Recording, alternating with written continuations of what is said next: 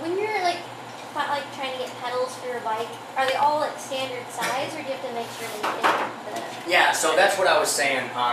If you buy like a bike from Walmart, probably the gauge of the pedal bolts themselves is going to be just a little bit bigger than most bikes. I don't know. I guess I don't exactly know what the deciding factor on, like, what the standard is for why some companies use bigger bolt gauges than others. But some do, some don't. If you have a quality bike, then pretty much it's going to be standard. And you can go to any bike shop and buy any pedal, and it'll work. If you buy a bike from Walmart, it's possible that the bolt diameter might be just a little bit bigger, and then you might buy something from a bike shop and it won't fit because it'll be too small. But basically, there's probably going to be two standard widths that you're going to work with, and one's going to be on your like older bike. Like an old bike will have an actual thinner diameter bolt into it, but then there's also the ones we use now are a little thicker. The only difference is, and Rick was right about the Walmart bikes and some of the cheaper bikes, is they have a different crank set, which Rick is putting on a 3-piece crank right now. yeah, I already explained. There's something, yeah, so you guys have already heard about the single-piece crank. When the single-piece crank, that limit that they have to put in, that size that they have to screw in, is a lot thinner. So they're actually going to have a thinner diameter one. So there's usually two sizes. Of course, saying usually is good with bikes because there's always an exception. So, but with a bike that's probably been built within the last 10 years, I would say, maybe, yeah, 10 years, you're going to have a standard width, and that's going to be what Rick's putting on right now. So, No, yeah. So I didn't need to cut in. no, I don't know a lot about pedal bolt gauges. Yeah. I know what I've seen. I don't know the exact width though. I mean, yeah, I don't know the number. but at that point, if you're going to start remembering the width, there's a lot of other things to pointlessly remember. I usually take my bike down to Pedal Power and wheel it into the shop and say, I want to replace that pedal. And Yeah. they say, oh yeah, right. They go and grab it and give it to you. Or they would sell you Take it to $80 worth of pedal. take it to a nerd, you know. Yeah. Take it to a bike geek and they'll fix it. You know? At least they'll tell you what you need. Okay. Take that. I mean, maybe they won't. They sold them the wrong kind of brake. Really? Yeah. You get cartridge brakes and you sell them this kind. Go to numbers. Everybody. Pedal Power failed me. Yeah. That's why I'm here. And this is free. It is free. Alright, so the last thing I want to talk about is brakes. Lots of different kinds of brakes. We have this kind, which are, anybody know? V-brakes. I guess they're called V-brakes because I don't know what the V. Then we have all different kinds of brakes. We got brakes with reflectors on them. There we go.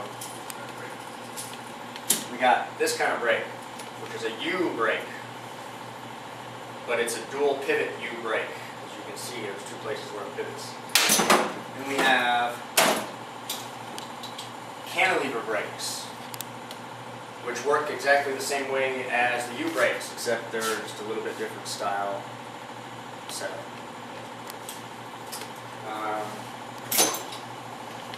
Have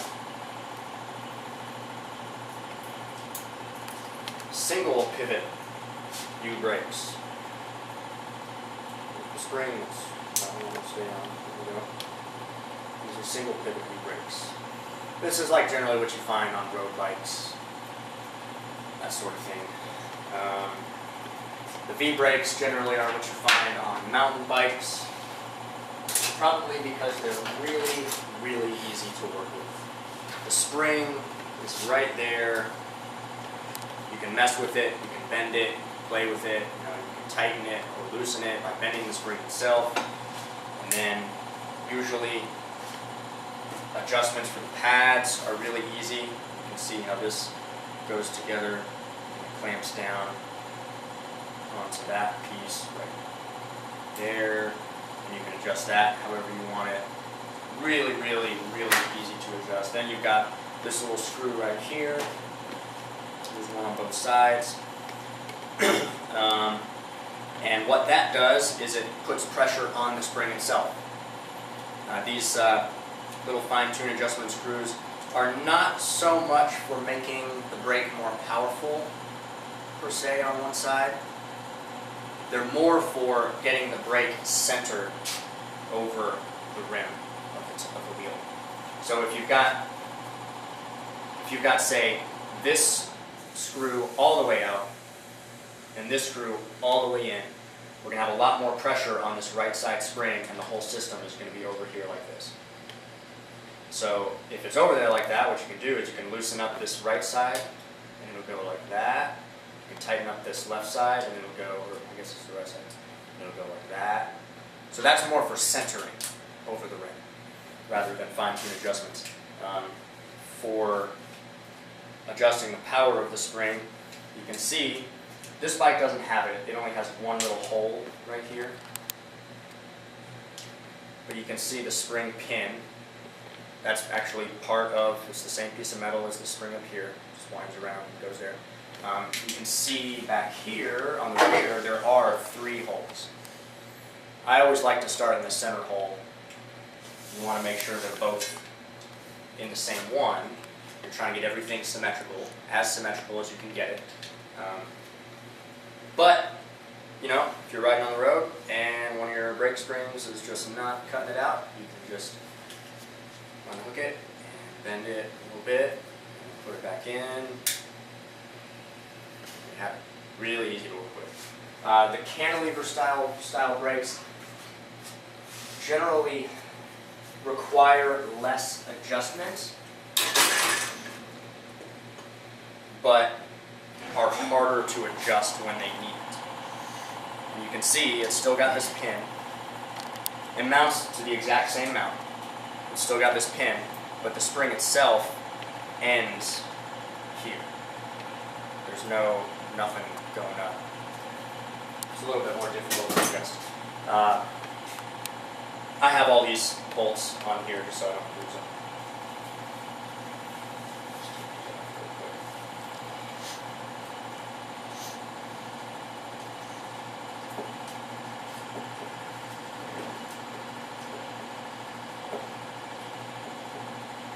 You guys want to go live? How do you know which brakes to use? Because, like you said, they gave Tom the wrong brakes. Okay, so I'll show you that here in a second when I talk about brake pads. We'll get to that. I like to put some grease on the, remind me though so I don't forget, grease on the brake posts or brake mounts or brake mount posts or any combination of the 3. And to figure out which side goes where, you're going to want the screw on the outside. Like, the screw is not going to help you very much if it's on the inside, because you're supposed to be able to adjust it without having to move anything. So put that one there. Put this one over here. You can see they're different. This one has this little swing arm. This one does not. This one has the cable clamp.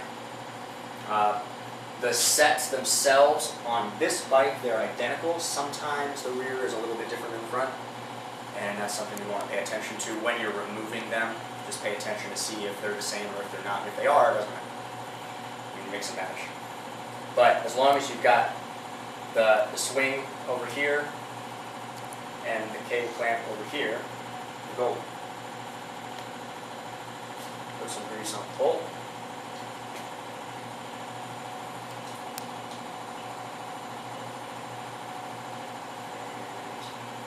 You always want to hand start things.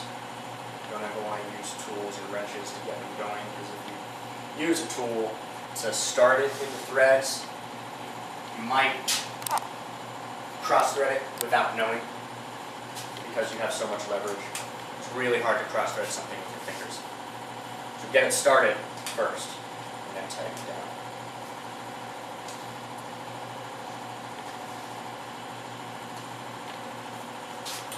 There's also disc brakes. I don't know if you've seen, some bikes have disc brakes now, and they work exactly the same.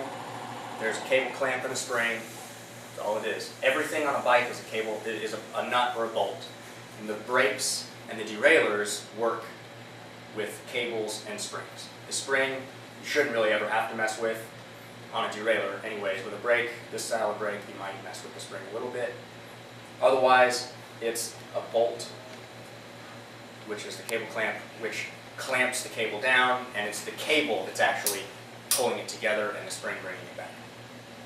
Derailleurs work exactly the same way. Are the disc brakes on the axle? The disc brakes,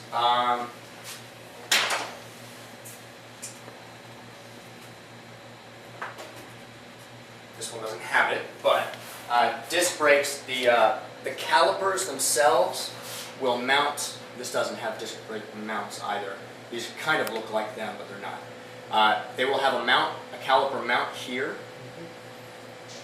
which is where, actually it'll be on this side because the derailleur and stuff's over here. Usually it's on this side. And then you'll have the rotor as part of the wheel. And you just fit the rotor up into the caliper. And if you have the wheel not quite straight in the frame, that will affect the braking power because, again, the rotor is actually attached to the wheel. So if the wheel's not straight, the rotor's not going to be straight. So you've got to be, with disc brakes, you have to be really careful that the wheel is true and round and in dish, which I'll talk about all that in the next one when we go over the wheels, so that the rotor is going to be appropriately adjusted in the calipers. And those work the same way. There's a cable. Some of them, actually, I've seen some bikes, some disc brake bikes have they're hydraulic powered. It's really interesting. It's like actual brake fluid, and you squeeze it, and it kind of neat actually. But Is there any advantage to that? I don't know. I really don't know. It probably works better, but I mean, brake line in a car is pretty stout and heavy because it's stout, because it's a car and you can make it strong and heavy and it doesn't matter. And it's also like kind of protected under a lot of stuff. Hydraulic line on a bike, significantly less protected. It's got to be light. It's probably made out of like fiberglass or something, I don't know. Or Kevlar. I mean, I'm sure they make it and it works just fine. But usually they're cable operated, and again, it's just a cable and a cable clamp and a spring. Still kind of learning how to work on disc brakes. I've got it down pretty well, I think, but I have not seen a lot of them, so I haven't had a whole lot of chance to play with them. The other kinds. Yeah, that's it. So the pads, a couple different kinds of pads. We've got this kind of pad, which is like, I don't know what you call it. It's just a brake pad.